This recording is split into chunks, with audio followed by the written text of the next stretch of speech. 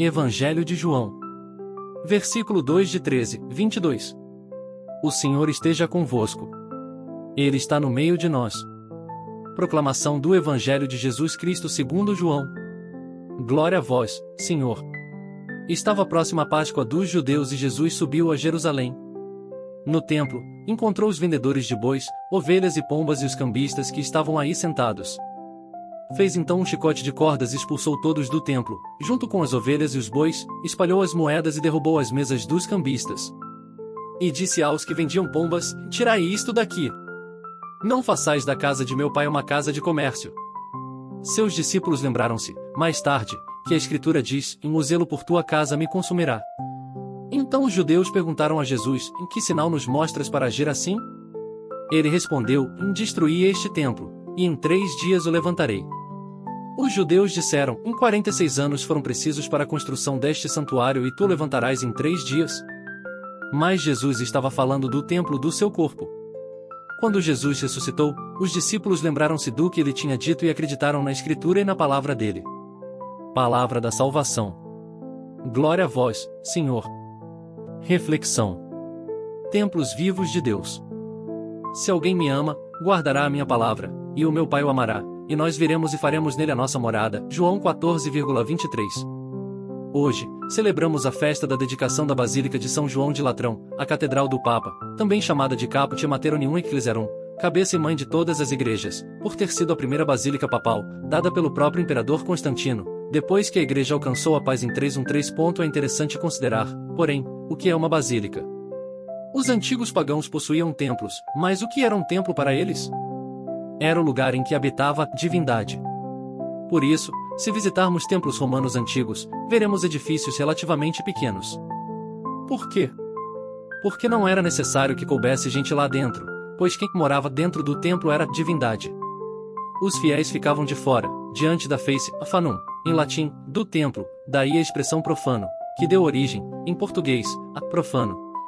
Ora, quando se dá a paz da igreja, nota-se que os cristãos, ao contrário, não precisavam de templos, mas de um lugar para se reunir, para reunir a eclesia, isto é, a igreja ou a assembleia. Porque cada cristão é o templo de Deus. Quando Jesus morre na cruz e se rasga o véu do templo de Jerusalém, com isso se significa que o templo do Antigo Testamento passa a estar presente em todo aquele que está unido a Jesus. Ele é, ao mesmo tempo, o próprio Deus do templo e o templo de Deus, que se encarna e vem morar no nosso meio. Por isso, quando nós somos batizados e incorporados a Jesus, Deus vem habitar em nós. Até aqui, muita coisa interessante, mas bastante teórica.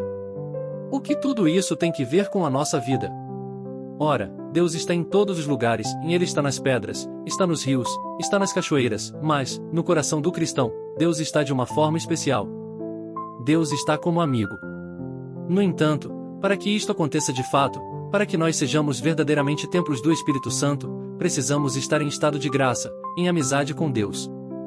Se cometermos um pecado mortal, continuaremos sendo batizados e membros da igreja, acaso não tenhamos apostatado ou algo parecido, mas seremos membros semi-mortos, membros estranhos, que não têm em si a presença de Deus como amigo. Porque, embora Deus queira ser nosso amigo, somos nós que não queremos ser amigos dele, e não pode haver amizade se ela não for mútua.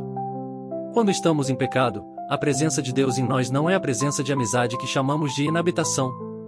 Só somos templo do Espírito Santo se estamos em amizade com Deus, em Cristo Jesus. Celebrar hoje a festa da dedicação da Basílica de São João de Latrão é recordar que, para os cristãos, os templos de pedra são, na realidade, um lugar onde se reúnem aqueles que, pela graça, são o próprio templo de Deus, os amigos de Deus, do Deus que habita em nós. É claro que, com a presença do SS Sacramento, por termos o sacrário dentro da igreja, ali também existe uma presença de Deus bem diferente, que é a presença de Deus encarnado, Jesus Cristo vivo no sacrário, razão porque as nossas igrejas merecem também o nome de templo. Mas o importante é lembrar e notar a grande diferença entre os templos pagãos e os cristãos. Os primeiros não são lugares em que se entra, porque a divindade mora lá, mas não em nós fiéis. Os segundos são diferentes, porque em nós, pelo batismo, Deus faz sua morada. Se alguém me ama, guardará a minha palavra, e o meu Pai o amará, e nós viremos e faremos nele a nossa morada. Que beleza! Que alegria saber que somos templos de Deus e que, em nossas igrejas, nós temos o sacrário, a presença divina e maravilhosa de nosso Senhor Jesus Cristo, que quer estar conosco. Deus abençoe você.